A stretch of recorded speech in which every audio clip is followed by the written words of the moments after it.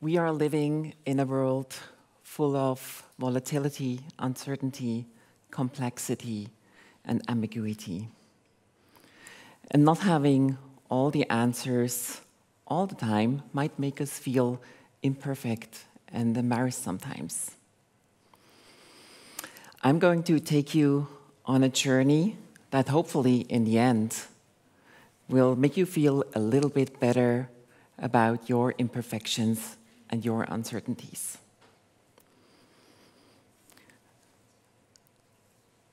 In 2014, I had a very profound encounter with shame and uncertainty, one that strengthened my belief that vulnerability is actually a superpower for leadership and change.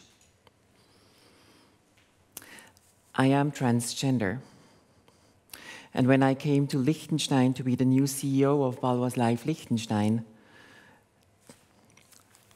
this is the person that my team met.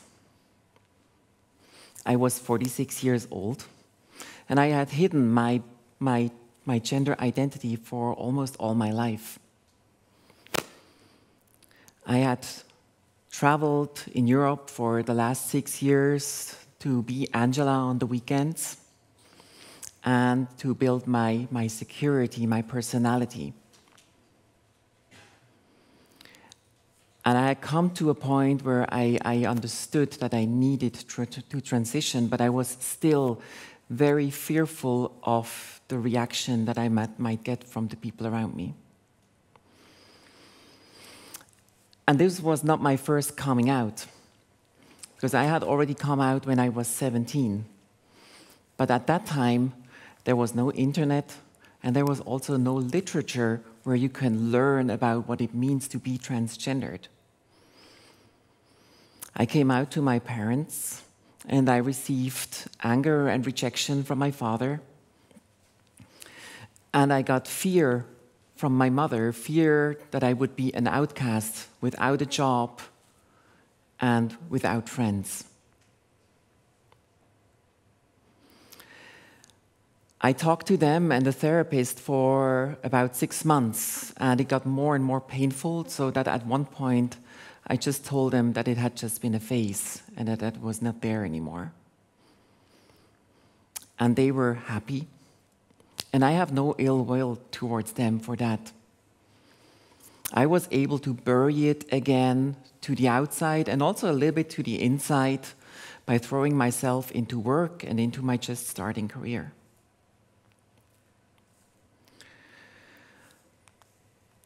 Shame and the feeling or the fear of being discovered were a constant companion. I define shame as losing the love of and respect of people that you love or your environment for something that you feel unlovable and that you feel makes you worthless and powerless.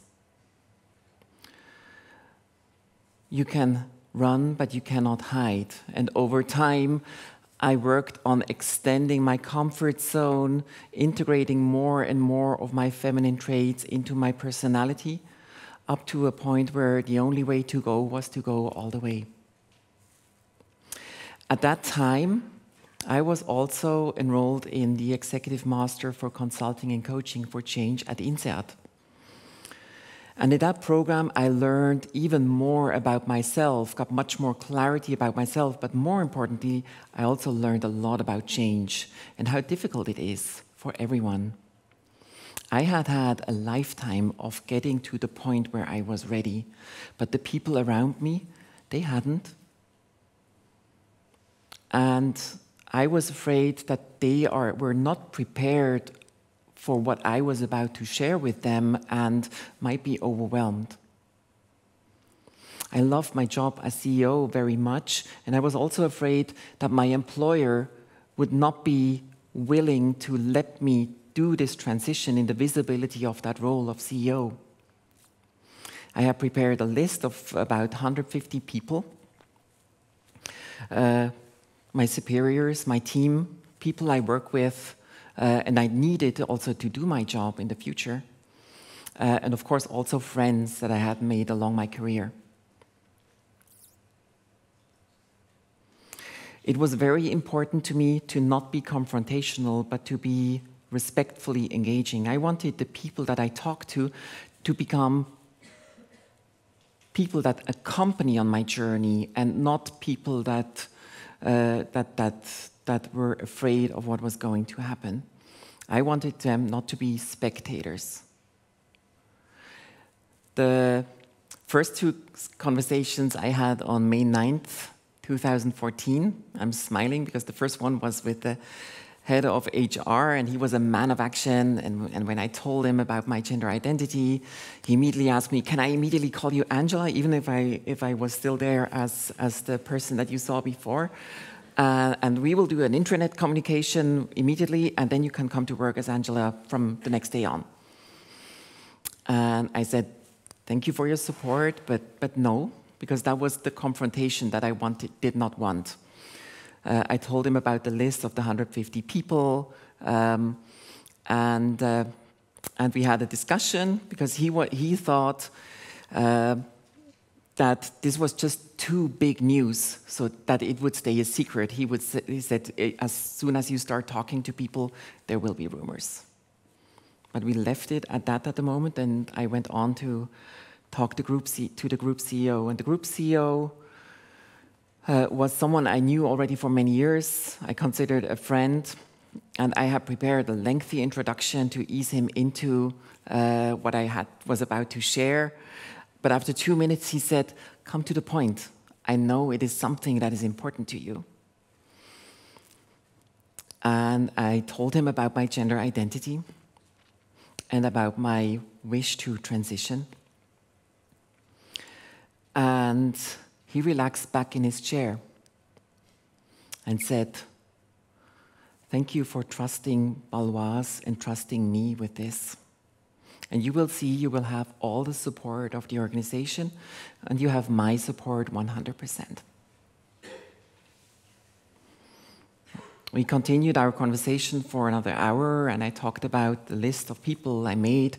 He suggested that I talk to group communication and that we make maybe a communications concept for the conversations, but also for the internal, external communication, and that is what we did.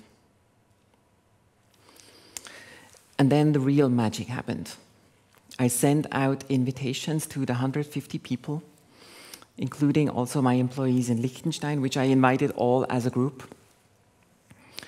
After I had talked to my direct reports individually. And on the day of the information, I created a circle of chairs, put myself in the middle. And when my people came in, they were very nervous because before I came to Liechtenstein, they had experienced a very rough reorganization. And when I came, I actually told them, I will bring you more stability. And when they saw me so dramatically in the middle of the circle, they were very afraid that there would be some bad news. And they braced for that, and then they heard something they completely did not expect. I told them about my life so far. I told them that I did not want to hide my true gender identity anymore. And I also acknowledged that this might feel awkward for them, at least for a while. And I offered things like that I would use only one of the women's restrooms on the floor. There was another one. And so if someone would feel uncomfortable to meet me in that restroom, they just could use the other one and they would be safe. And after I had finished, the room was quiet. And then a young guy broke the ice by saying, I know it's completely the wrong words that I'm using, but what you just did took a lot of balls. And there was laughter, and then there were questions. Because it is one thing to know that there is something like transgendered people, and you see it maybe on television or in the news. But it's completely different when your CEO tells you that he or she is transgendered. And I answered their questions as good as I could until a woman jumped up and said, I have to do something I have never done before in my life. I have never hugged my CEO. And then she did. And then everyone else came, and we had the biggest group hug of our lives. That afternoon, the women came by my desk with a bottle of Prosecco and some glasses, and they told me, we want to toast to our new female CEO. And also, you use whatever bathroom you want to use. You are one of us. And over the next days, other people came to my desk and asked me if they could ask more questions, because it needed time to sink in, and the questions came later. And when they came, I answered them gladly. When you open up yourself and make yourself vulnerable and let go of shame, then you also create a space where vulnerability is okay. And that was even more profound when I had the one-on-one conversations with old friends at headquarters or in other business units. When I came out to them, what usually happened is that they also opened up to me as well and shared things with me they usually did not share. Some were maybe less exciting, like telling me, well, I thought you were gay all the time because you never brought a girlfriend to one of our events. But I was too embarrassed to ask you that. But others really opened up and told me things about their life that they were also not sharing at work because they were also ashamed of that. And I look back at at these conversations as a huge gift that I got every time I talked to someone. And it created a closeness and usually ended with a hug that was good for both of us. And the connectedness that was created by that has lasted until today. And even better, at work with my people in Liechtenstein, the way we work together changed as well. The way we talked to each other, the way we took decisions, the way we gave each other feedback, the way we did the annual performance reviews. It was all on a much more personal level.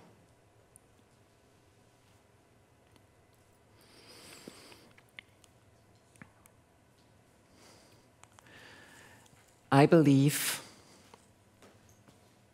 vulnerability is a superpower. In the 3 months I had my conversations, there was not one rumor.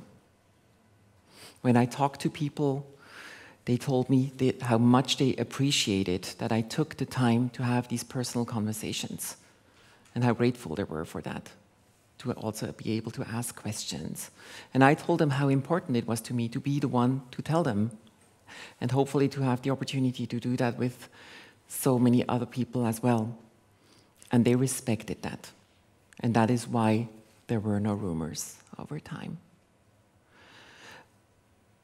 But how do I translate that into leadership?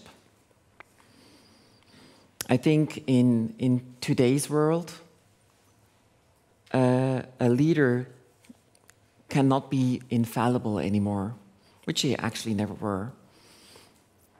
And they also cannot always have all the answers, which also they actually never had. Leaders today also need to live with uncertainty. And they also have to accept that in a diverse organization, sometimes someone else has a better answer. What they do need to do is create an organization that encourages learning and development, that also gives people to feel their contribution and to feel connected to their teams and their task. And connectedness comes from being able to be your authentic self without being judged by your colleagues or your superiors. And an organization where everyone can come to work and be their authentic self also creates an abundance of energy. When people can come to work with all their strengths or weaknesses, you have an organization that can learn from mistakes, challenge each other, jump in when someone needs help. You create an organization that is resilient and ready for change. And my call to you today is dare to leave the comfort zone and embrace the superpower of vulnerability. Thank you.